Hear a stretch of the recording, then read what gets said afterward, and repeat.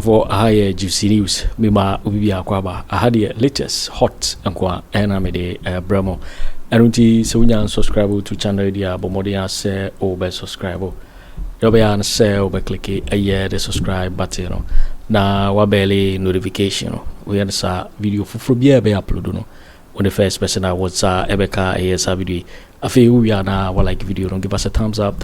Na fi share ma wofoforo so na when you be here na wo hu ensema ekoso ewo Ghana memo hanam.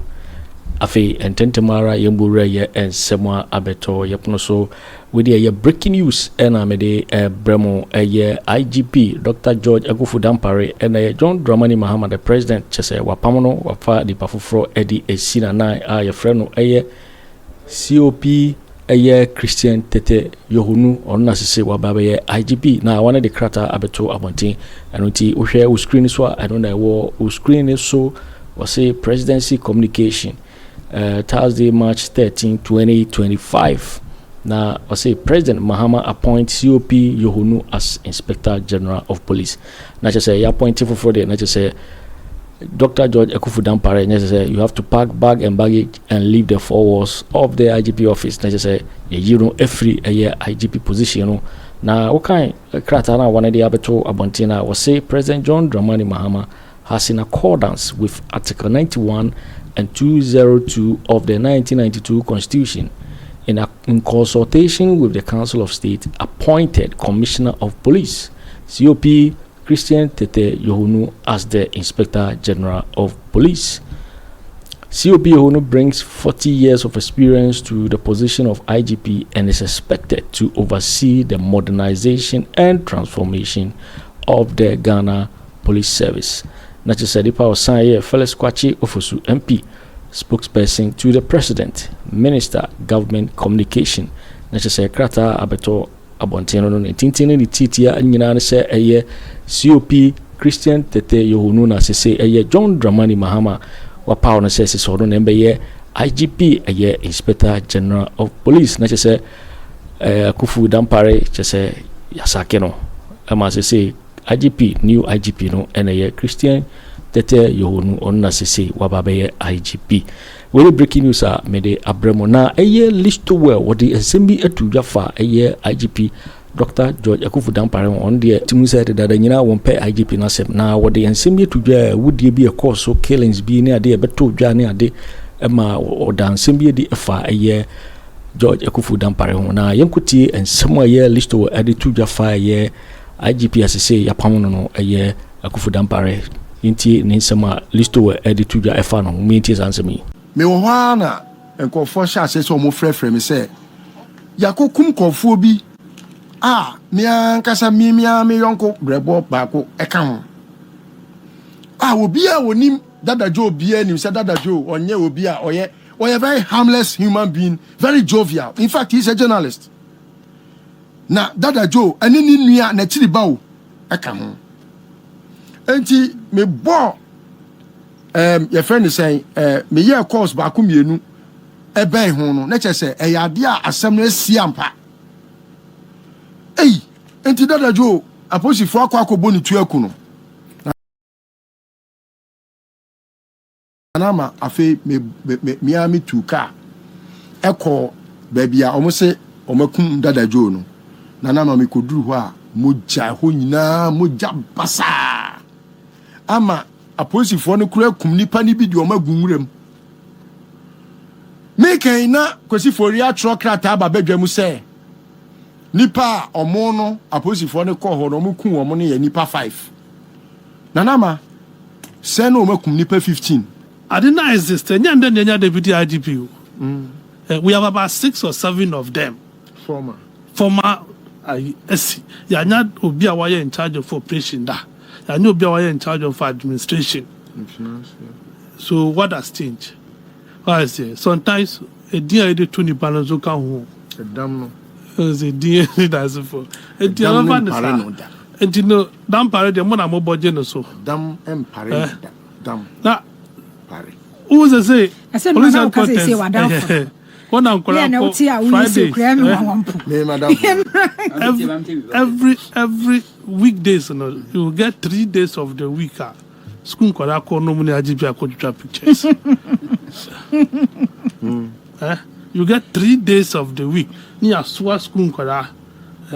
I will go on no much pictures so we are order mamo. No magic park no modi no mko. No the police service na here no. But you basic kuma ko trap pictures. E ya be chere mu so ye twuma. Ti IGP there no. But I Bonade Ushia na ka. Obi the Abraham Sadam Bonani nickname ye, the guy name ye Mr. Cemetery. Meaning what? Cemetery flowers. No point no so. Meaning but unsa no penemi tie no. Ya na watch mu boko incident no. Onim hwe. Che say the wo come na kwesini say fact e kro mu no omunnim like mpanimfu a omo shade na se and omo akodi boko be some days as in weeks onu hoda me so oboa Adam bona onim ba bia boko kwanda o ro pai TV3 fo chi ni gina so a ma ni gina so a and some Adam bona kan nya sem kitu akra security analysis do you know the meaning of an imposter? You can only find that when you mention the name Adam Bona. He's an imposter. He has nothing security in his knowledge. Obwa, the ogi can na obwa.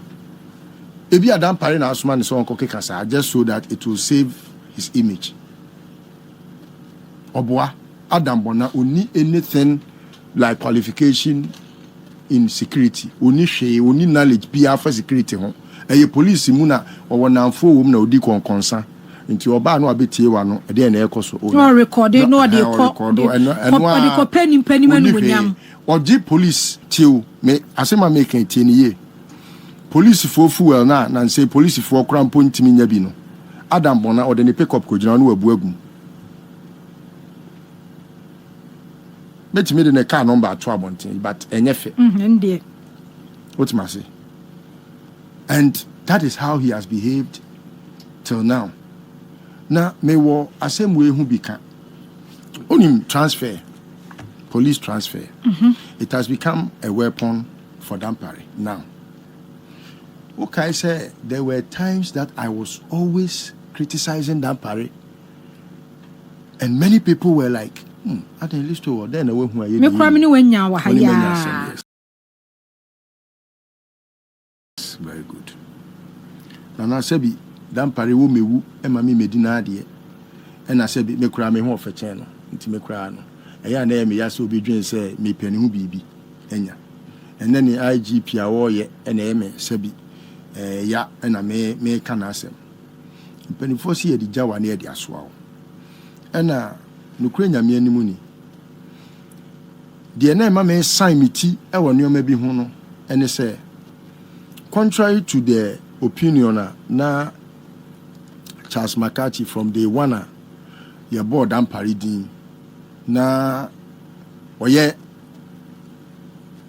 against his becoming the IG no media I was of the view say sebi ni pasisa enti no ye gina ne ma wa ye dadaso e de bu natan ana yi natan a emwa isan say ebi ana me kan sabre no na bibinti sabi enamdua sonso na homa hunu soro enti se koba se bia ene wakodrum pempenso bia sabi ono a wabre ni moja ni atete ne ho osuku mu atimi akoye doctor na aban ehuni mobo se o be IG a ade na wo se ye twena boso. These were the concerns that I raised, and several people were like, no. I remember even some NDC Fubiniminya Asemse Adana Makebiama Dampare when he was freshly appointed. Okay. Now it got to a point na Dampare ama police institution no, the Ghana Police Service no, I hear the mockery of the world. To the extent say Nanama, I mean previously, as a news anchor, you should be able to tell me the regional commander's name for Greater Accra. Just PR for all the. You are able to tell me who the PRO of Greater Accra region is. Asante you are able region, to tell me how many, your friend is saying, police regional commands we have in Ghana. And then, Bibia, the back is stopping with Dampare. And even SMC, and then, Ewo, Fanise, Memfa President Krum, Chebi. Now you say, Yanko, you shall say, Nimua. Say, Dampare, I'm free will be, say, Wonko, Shemua, and Yadia, Bibia, bet me akoso. Anunti, Ubekaya, why a political, and you may be, Emma, a Koba say, Nipa mienu a omkodi enkonkonsa wono asoma ma ye record wo mo eye asare ene Alex Mensa ohun sabre no na me kache menuanu ndisi for say e ma mo madam pare enyuso mo na sabi ni nyansa no enuru mo de no na mama mo ho kwan ama wodi the name of politics abejojo mo ayemo basabasa ama mo adwen ayemo say dam pare wo dwene mo ho sabre no na me kache ndisi for say that guy is a criminal, and you have to watch him clearly and make him know, say you know him. Because, Nanama, the Akoba same way in our buy a Botiano, who say, I have some lands in Botiano. Me wana and call for shot says so more frame say, Yako kum kofobi. Mia kasa me yonko grabo bako ekam. Will be a wonim. Dada Joe BN, said Dada Joe, or Nye Obia, or a very harmless human being, very jovial. In fact, he's a journalist. Now, Dada Joe, and in Nia Netiri Bow, I come. And he me bought your friend is saying, me year course Bakumienu, a bay hono, nature say, a yadia assembly siampa. Hey, and Dada Joe. Aposi fo akwa boni tu akuno nanama afi me ami tu ka eko babia omo se omakum Dada Joe no nanama me koduru ho a moja ho nyina moja basa ama aposi fo no kura kum nipa ni bi di omagunwuram me kan na kwesi fori atro krata ba badwam se nipa omo no aposi fo no ko ho no mo kun omo no ya nipa 5 nanama send no makum nipa 15 at the biashe form ama MCE of Botiano hono MCE no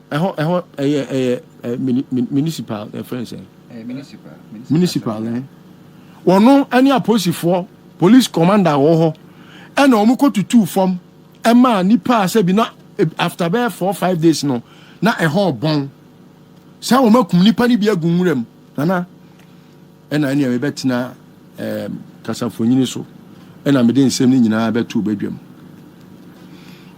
asem starting say pie na nana ena Dampare also will leave because extrajudicial killing is a crime against humanity no sha say or leave so time na me kasa wie na no na me call a send off enti as at the time I call a send off no na oko leave na oko 10 days leave enunti nipa odi na ade a oye number 2 a obi anim se oye number 2 Ghana Police Service mu ye yohunu ena ye number 2 on ye in charge of enti asen off no yohunu ena be ye bibia in fact Dampare came after yohunu had done everything eno krampo no ye nyina ye be kaya ensem a ekoso enkofo a omode your friend is saying a tuo ba ho ni nyamanema ni nyina no omo tie omo ema emu interrogations ni nyamanema nyina it was clear now okwase na se de yonko nanama sabi me de minnim omo a okum omo ni nyina no Dada Joe de minnim no ne maame ne mamienu oba kan yakum ne mamienu at the same time in a firing squad. Police do imagine ho so no mabo mu tuo pay by Dampare's order.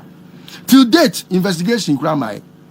Enumu American asem no na police family no your official complaint. My official parliament akoho. Okay. Almost so muko investigate subject matter no till date. Parliament grant for report to my. Okay. Ni nyina Dampare is impeding the process. Ni nyina am aware. Mini bibia cause will be a father paron because Cecilia met me at your baby or tea. Omo no monam no. I na adwene ne say we safe. Onye safe. Ni ho ya mesre ni ho ya manika. Ebio. Asem ne ba ya no mobile remind me say okay abedonko nkranza. Omo kofa ni free ne dem na ombo ni tuo na omo kun no. Ana asem bi abugina pon so your friend is a polytank case no. Enu so nipa 7 omakum omo. Enti anumu na yakika nipa 7 omakum omo nyina. Abugina pon Savannah region abugina pon the polytank sikano yaku nipa 7. Nipa 7. Ama sesi amena okase. Some of the matters are in court. Former police chief inspector, former police chief inspector, ne wo faasi fo mienu. Ti se mami ya wo botia no anema mienu awu no. Obi so ni na chiri basa yakum omu mienu. Emma oyedi tuo bro omanimu a papa ne kodru police morgue, police morgue ya. Ye kwa hwe body no. Ne tese wo se ye keka wanim se ani hwe ede ne hwene siansa ne ehu se ye ono a Jimmy Kocho mo yakum omo eno ye Dampare ni supervision ono na ma order o mi wa onim se baako no ye madamfo je say wako ne kra achi Nyankopon fa ne kra asie ade ne bonedam etu a wo mu asane agu nkofo so e bonedam timi wo wa no afre me no wo kan nanum nsem sisi e wawu Nyankopon fa ne kra asie now eno nkenfo a ana aja yegugu soa ne yekeka kekansem eno ne kofa me armed robbery case ne ba me minim sa armed robbery Dampare na ye minim enya dia me dia sie da minim ka no kro obi aka chem se onim ba bia wo Dampare minim che wono na ye bibia o ye bia minim se wono but you see nanama Ghana Police Service yehu bia yehu IGPs bebrebe wo mo ye papa ne wo mo nya papa nyina yehu bebre but even the words that we knew Ghana for train aboso Sabi I was say like you forgive no okay because Dampare has destroyed the Ghana Police Service to the core and the regional command be anyajuma they have all been rendered useless and redundant. No regional PRO works, no divisional PRO works, no regional or your friend said divisional commander works, no district commander works. Enti sankasebio asem si e wala boni ha enka wo baby abedi kan akoya report ansa na omo abo akira command district na akọ divisional ansa na free division free your friend is saying ho akọ region ansa na free region aba national and the whole Ghana CID no eye ba akọ open nya asem ne ko police station ko report to say ya ma order say ko investigate ya wuntimi investigate and as I say no Ghana Police Service decentralization no I destroyed bibia say and unti no omo ankasa aban no omo te ho and omo hu say the way opposite for ebuafu aban no especially because of how aban no destroy the Ghana Police Service with Dampare's appointment no and aban no en bone ho ban na onpe obi a obetimi amasabi police na nya animonyam kakra because Dampare de wa fairly wa ma police na tan because he has shown the highest form of incompetence.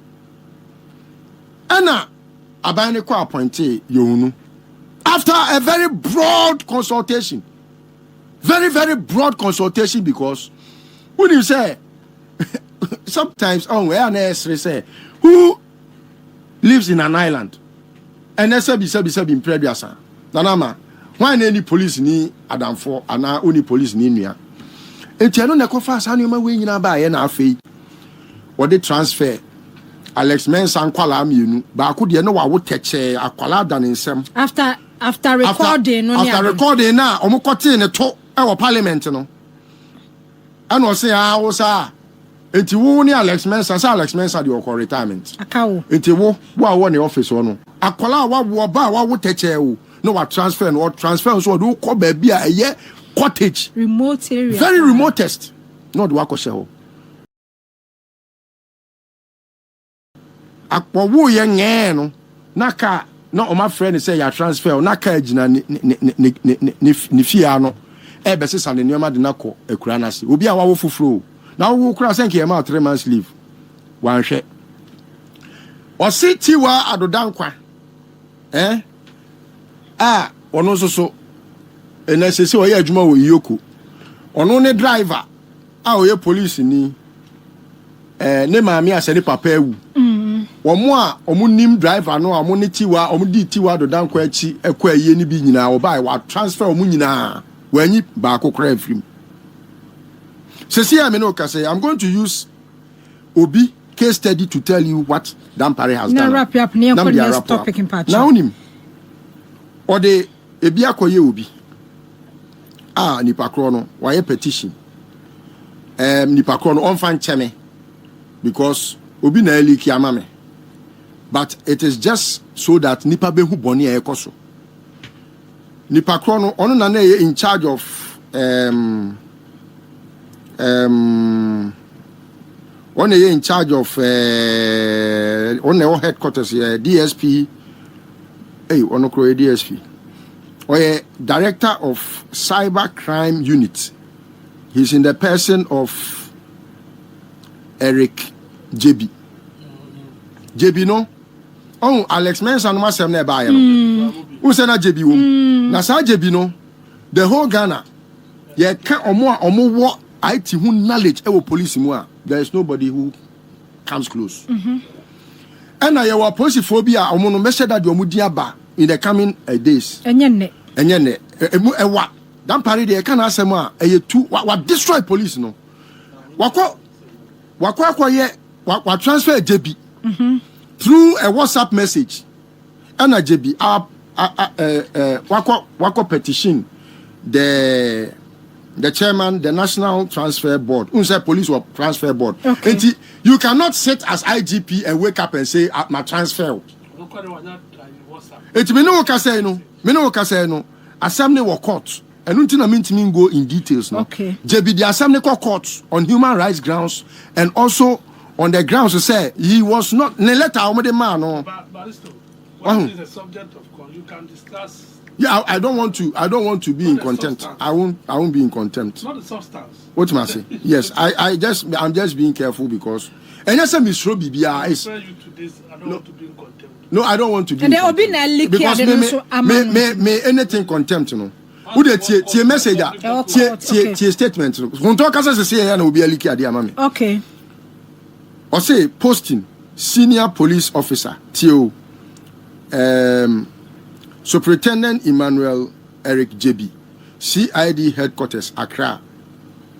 This is to inform you that you have been posted to the Divisional Police Headquarters, Gambaga, Northeast Region, as the crime officer with immediate effect.